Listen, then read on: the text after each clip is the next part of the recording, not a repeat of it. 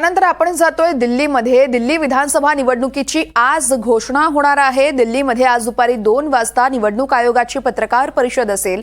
दिल्लीत आजच आचारसंहिता लागू होणार आहे. दिल्ली विधानसभा निवडणुकीत 70 जागांसाठी आज घोषणा होणार आहे. दिल्ली विधानसभा निवडणुकीत काँग्रेस, भाजप, आप अशी त्रिशंकू लढत होणार आहे आणि त्याच अनुषंगानं आज निवडणुकीची घोषणा होणार आहे. या संदर्भात थेट आपण दिल्लीत जातोय. आमचे प्रतिनिधी रामराजे शिंदे आहेत आपल्यासोबत. रामराजे, आपण पाहतोय आज विधानसभा निवडणुकीची घोषणा होण्याची शक्यता आहे दिल्लीमध्ये. सविस्तर अपडेट द्याल? बिलकुल. खरं तर दिल्लीची ही विधानसभा अतिशय महत्वाची असणार आहे, कारण तिन्ही पक्ष जे आहेत, आम आदमी पार्टी, काँग्रेस आणि भाजप, तिन्ही वेगवेगळे लढत आहेत. त्यामुळे इथं युती कोणाचीही दिसत नाहीये आणि 26 फेब्रुवारीच्या अगोदर इथं सरकार स्थापन होणं गरजेचं आहे. आणि त्यामुळेच आज ही निवडणूक आयोगाने पत्रकार परिषद बोलवलेली आहे.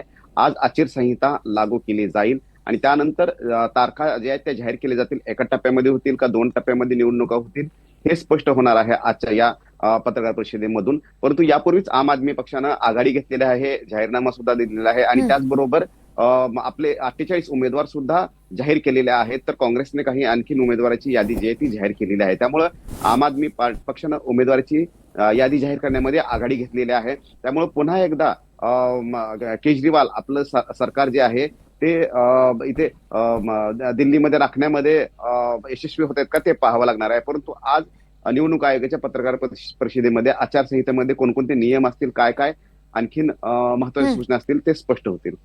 निश्चितच या पत्रकार परिषदेसंदर्भात सगळी माहिती तुमच्याकडून जाणून घेऊ. रामराजे, धन्यवाद दिलेल्या माहितीसाठी.